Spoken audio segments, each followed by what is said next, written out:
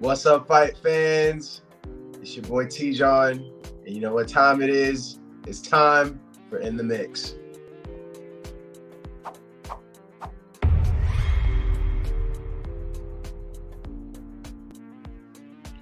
All right, so what's up, guys? We had a really dope event last night. You know, we're going to be talking about UFC Fight Night, Volkov versus Aspinall, man. This was amazing. I had a great time watching this one, guys. It was so great. I can't lament enough about the event that took place. It was awesome. London was on their feet the entire time. It was super hype. The fighters brought it. Bro, it was great. Me and Jamil actually were talking about it a little bit before it started. And man, before, we covered it. And yeah, it was definitely great. And we may see some new superstars coming soon, guys. But let's get right into it. So, first fight of the night, Malkayev versus Cody Durden. Now, Muhammad is actually the youngest on the UFC roster, and he came out blazing with his debut. Gets a first round submission on Cody. This inverted head and arm choke. It was really dope. Very innovative. Gets an entertaining win for his debut and a great way to start off the card. Next up, Cory Mckenna versus Elise Reed.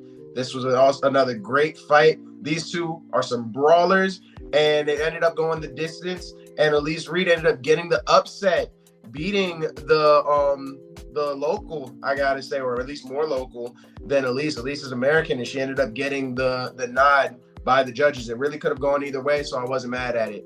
Next up, we had Jack Shore versus Tamora Valiev. This was another match that went all the way, and this one did not have any shocks or surprises. Jack Shore ended up getting the nod by unanimous decision, that one. Next, Nikita Krylov versus Paul Craig. This one was a great match. First round, only lasted until the first round, and this one was filled with action the entire time, even though it was short. Nikita came out brawling, beating the shit out of Paul Craig, if I may say so. But Nikita was caught slipping and got caught in a triangle. Ended up going to sleep damn near. Very technical performance from Paul Craig. Way to withstand an ass whooping and stay cool and calm and lock up that submission for the win. Very awesome win for him. Next up, Shamil Abdurakhimov versus Sergey Pavlovich. Now you see this heavyweight fight. You already know what this is about. It's going to be a knockout more than likely, right? And that's exactly what we saw. But you don't know when it's coming. And that's what it really was. So Sergey hit him with an out of nowhere right hand that stunned him. And then it was just an onslaught of punches that led to the ref having to stop it. Great win for Sergey for the TKO win. Great job by him. Next, Mike Grundy versus Mccann Americani. This one was an upset, ladies and gentlemen. Mike Grundy had all the love by the fans, and Mccann walked in there and silenced the entire stadium. This was the quietest it was going to be. He locks in the Darcy choke and puts him to sleep. Bro, great win by him. They were both on some slides. I know Amir walked in with 3 losses consecutively, so this was a great bounce back and way to shut up the home crowd. Very impressive win by him. Next, Jai Herbert versus Ilia Topuria. Now, this one was another shocker. This one also silenced the crowd. I gotta say, man, these were some crazy matches, and I had no idea that these were gonna be how it went. Jai Herbert was beating the crap out of Ilia for the entire first round. Beating the crap out of him, bro. I can't limit on that enough either. But Ilia withstood it and knocked him out with a vicious right hand. Out cold. Gone. Super impressive comeback win by Ilia. That was fantastic. Props to you, my boy.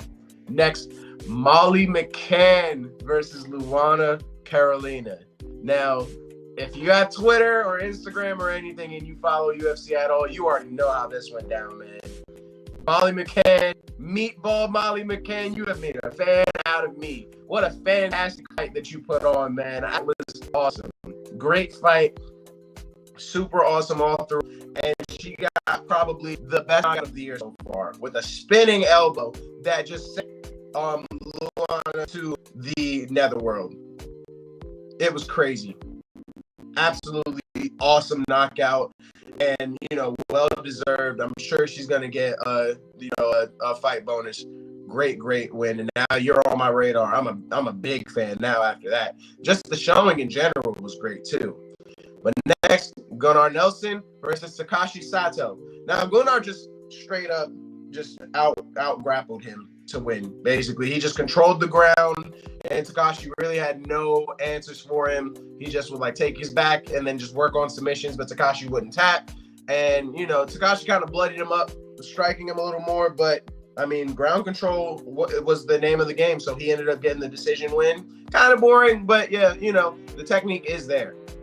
Next, Paddy the Baddy. Paddy Pimlet versus Kazula Vargas. Now, this was another quick one. Kazula actually wobbled him a little bit. I was surprised to see that, but Paddy stayed very focused, very cool, calm, and collected. Ended up getting a nice rear naked choke and, gets the win by submission.